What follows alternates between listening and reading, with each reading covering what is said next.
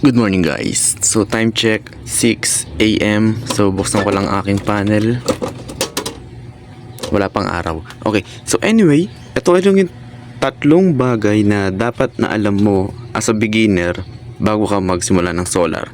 Ito is para hindi masira ang equipment mo, hindi ka masayangan sa paggastos at makatipid ka sa pera. Kasi ito yung tatlong bagay na hindi gaano nakikita on the surface level pero madalas siyang na-encounter ng mga baguhan. Ako rin mismo na-encounter ko to. So bukod sa Ohm's law na volts times amps equals to watts, which is yun yung pinaka basic na dapat alam mo. Kung hindi mo pa yung alamin mo muna ang Ohm's law. Then after nun, tingnan mo na tong topic number 1 na dapat alam mo. Umpisa is kailangan mong alamin yung load. Ito yung why at ito yung bakit ka magsa-solar. So ano ba yung dahilan ba't ka magsa-solar? Para makatipid, para hindi ka paputol-putol yung kuryente sa probinsya, ganun bla bla bla, para always may backup. Yun yung kailangang malaman. Then ilan yung paggagamitan mo ng solar at ano-ano yung paggagamitan at gaano katagal mo silang gagamitin. Yun yung una mong kailangang malaman. So that is puro computation ng math. So kung hindi ka magaling sa math and kahit may calculator, nahihirapan ka sa formula, well, sa end of the video, may tip ako sa'yo kung paano hindi mahirapang mag-compute. Ito is gamit ang napaka-advanced na technology ng Pilipinas ngayon. Share ko mamaya. Pero kailan mo lang malaman ng inyong load? Ito is para lang hindi masayangan. Kunwari, ay gusto ko mag-solar, bilhin ko 100 watts panel, bilhin ko ng gantong inverter, bilhin ko ng maliit na battery. Tapos ang ending, pag nagsaksa ka ng charger, sasabihin mo hindi gumagana. Sabihin mo yung ref hindi gumana. Ay, namatay agad. Ay, walang kwenta. Ay, ang baba ng harvest. Hindi pala ganun siya. So, yun is yung para hindi mo para maiwasan mo yung mga ganung bagay. Kasi minsan may mga tao masyado na excite, masyado na hype. Uy, grabe, hindi ba ng solar ngayon bibili ko? Bili ko 100 watts, bili ko gantong inverter. Nagsaksak ng rep, pak, hindi gumana, umusok, nasira. Sasabihin, ay, scam yung solar. So, yung point para maiwasan yung ganun bagay. Para malaman mo yung loads mo, it's either nakasulat siya sa mga appliances. Hanapin mo siya. Kunyari, ito yung charger. 200 watts. O, ayan siya. Or, pwede kang gumamit ng ganito. Kung hindi mo makita, wattmeter. AC wattmeter to. So, gamit to, malalaman mo kung ano yung tumatakbong watts. Isasaksak mo lang siya sa mga gantong outlet. Then, yung mismong load mo, saksak mo dito. Yan. So, dito mo na malalaman kung ilang watts yung consumption ng inyong appliances. Yun sa inverter, kunwari, meron kang 800, sabi kanina dito, 800 yung total sa buong araw, pero 200 watts lang naman to. So, kung kukumputin mo siya, bukas lang ilaw. So yung 200 is, syempre pasok naman siya sa 1,000 watts dito. So yun lang yun, ililes mo lang siya. Pero at least kailangan mo ng allowance, like 50%. Sa akin 50% ginagamit ko. So yung 1,000 to is hindi siya umangat ng 500. Ang usual na gamit ko lang is 200 to 300. Todo na yun. So kaya. So that is sa mga basic computation. Basic computation sa pag-alam ng load. Then meron pa yung duration, days of autonomy, and tips ko na mamaya, pakita ko sa dulo ng video. Punta na tayo sa topic number 2. So sa topic number 2, ito yung kung paano mo ikakabit yung mga components. So pag bumili ka ng mga parts, sobrang dami niyan. Meron kang controller, meron kang inverter, meron kang tawag dito, breaker, meron kang battery, meron kang panel. So marami, baka mamaya ang dami. Ay shit, may ganito pa, ano yan? Ano yun, nakita ko may ganito, may ganyan. So kailangan mong alamin kung ano yung kailangan mong unahing ikabit. So unang dapat mong ikabit is yung controller or ganito. Paras lang yung controller, hybrid lang to. Una mo silang ikakabit sa battery. That's number 1. And that's non-negotiable. Pag may iba kang inuna, pwedeng masira, sumabog, umusok ang inyong components. So pag naisaksak mo na yung battery, ganyan na magiging itsura niya, magkakaroon na siya ng reading. Yan. And in other scenario, gaya ng ibang inverter, gaya nito, nakakabit siya, pero wala. Uy, bumukas.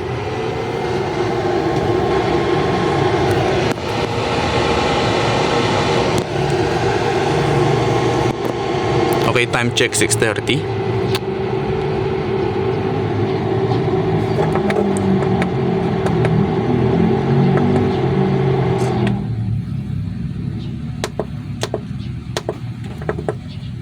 So 6:30 nagsisimula na siyang mag-harvest. Yun yung power ng series na 3 panel. Charot lang. So kailan mo unahin yung controller and battery. So sa akin ang ginawa ko, gumagamit lang ako ng ganito. Ganitong itsura niya. Para lang madaling magsuksok kabit ng mga components. After mo ikabit yung controller sa battery, pwede mo lang isunod ang inyong inverter. Huwag ka muna magkabit ng load. Saksak mo lang siya. Kunyari ito, sa akin, meron ako ditong extrang inverter. Ganito ko lang siya sinusoksok. Ito, soksok ko lang dito. Then at wala, di siya nakasaksak.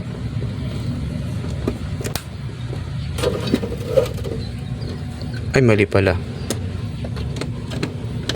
Ito pala yung nakasaksak. Ito hindi lang kaya ako may ganito. Ay no. So ang dali lang yung magsaksak. Hindi ko kailangan ng electrical tape or something or kalasin. Tanging pilas and hugot saksak lang ang ginagawa ko. Then may another component na ako. Then after nun, pwede mo nang ikabit ng inyong solar panel. Pwede ka maglagay ng from SCC to controller ng mga gantong switch para dagdag protection and mayroon kang external switch pamputol, hindi yung puro gupit wire agad. Next, after mo ikabit yung battery, inverter, panel, doon ka na pwede magsaksak ng load. And I suggest maglagay ng mga ganito as additional layer ng protection lang para sa inyong mga controller and battery and other parts. Must have maganto lalo kung malaking setup ka na. Unless kung ang solar mo is pang ilaw lang sa inyong mga sisiw or pang ventilador lang or pang charge lang ng cellphone, not necessary na maganto kasi sobrang liit naman ang ganong load. Or pang ilaw lang sa iba, gaya ko, meron akong 12 volts 6 amp hour na battery na kinakabit ko lang sa e-bike ko pa mag-ilaw lang kami sa gabi. So hindi ko na kailangan ng mga breaker na ganon. And so ngayon nalaman mo kung paano i-connect. Kailangan mo lang gawin yon kasi kung meron kang ibang inuna, posibleng masira ang battery or controller or inverter nyo. So yun lang. Then third topic. And sa third topic, ito yung underrated topic na hindi gaanong inaalam ng iba kasi bakit naman daw.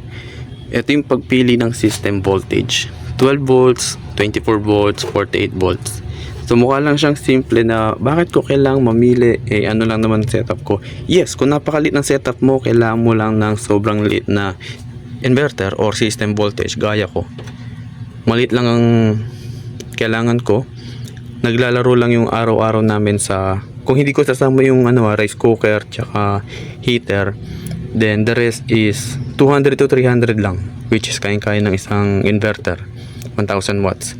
Kung may aircon ka, matagal mo bukas ang aircon. Kung gusto mo siyang isama sa solar mo, then that's another story. Kailangan mo din ng 24 or 48. Kung magsasama ka pa ng heater, then I suggest 48 na kasi napakalakas ng heater. Kung ipipilit mo yung heater mo na, sample lang, heater na 1,500 watts, so hindi siya kaya kasi 1,000 lang to. Ngayon, kung ipinilit mo siya, sabihin natin bumili ka na mas malakas, 12 volts, then para makayanin ang 1,500 watts na load, kailangan mo ng inverter na 3K, 4K, ganun kalaki. And kung yung 1,500 is i-divide mo sa 12, calculator tayo mo magling sa math. Okay, 1,500 divide natin sa 12 volt system, 125 ampere ang dadaloy sa mga wire. At saan dadaloy ito? From inverter to battery. So kailangan mo ng sobrang kapal, gano'n ba kapal? Sobrang kapal na wire para kayanin ang 125. And hindi na siya biro, nakakatakot na siya sa DIY. Unlike kapag gagamit ka ng 24 volt system, sabihin 1,500, divide natin sa 24 volts, 62 lang. And kung sa 48 volts ka pa, 48, 31 lang. So napakaliit, kayang-kaya. Hindi ka kakabahan na baka uminit, mag-apoy, masunog ang inyong wire. So isa yun sa mga halaga. And yun is, ano pa lang yun, yung heater pa lang yung nakabukas. What if may ref ka? Sabihin natin 1,500, may ref, plus ref, magkano, ano ref nyo? 150 watts, tapos may ventilador ka pa na 60, siyempre Eureka 1.7, tapos ipipilit mo ngayon yung 12 volts mo kasi sabi mo kaya naman, divide mo ngayon sa 12, aray 142, napakalaki niyan. It's either gamit ka ng dalawang inverter, magkahiwalay sila ng mga load para pag dinivide mo yun sa 2, 71 na lang sila. And much better siya kung meron kang dalawang 24 volts na inverter, madidivide uli siya sa another 2, 35 na lang siya. Mas safe na mas safe. Di mahihirapan yung mga components, and mas manipis na wire lang yung kailangan nyo sa mga ganun. So mahalaga na malaman nyo rin kung ano yung system voltage nyo based sa kung ano yung load nyo. So ngayon, punta na tayo dun sa tips kung paano na-compute. Kunyari ito, calculator, hindi ka nakasunod, okay lang yan. May AI na tayo ngayon. Alam ko maraming galit sa may mga AI ngayon kasi keso ganyan daw, sinisira, bla bla bla. Guys, kung computation ang pag-uusapan, maniwala ko sa AI, ang bilis nila. So ang gagawin nyo lang is mag-download kayo ng kahit anong AI apps. Meron dyan yung sa Messenger, Meta AI, meron tayo pinakasikat, ChatGPT, yung kabit ng ChatGPT, andyan si DeepSeek, andyan si Grok, andyan si Dola, andyan si Cloud, and another app, kahit ano. Then type nyo lang, gusto kong gumawa ng solar DIY. Then type nyo lang kung ano yung mga load nyo, 150 watts na ref, lagay nyo rin kung ilang oras.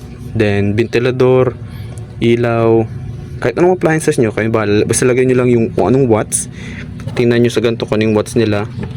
Then gamit kayo ng ganito kung hindi nyo makita. Then lagay nyo lang kung ilang oras nyo ginagamit.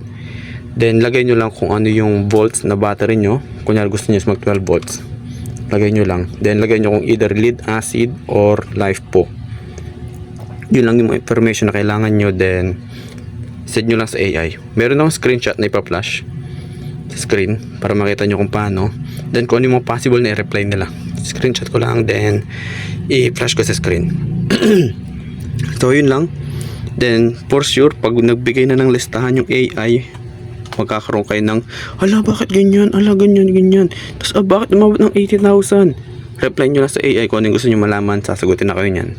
Then that's the start na magkakaroon kayo ng hilig magdatot ng AI. Charot lang. So yun lang, tatlong bagay na kailangan nyo malaman. So yun lang, salamat sa manonood, bye.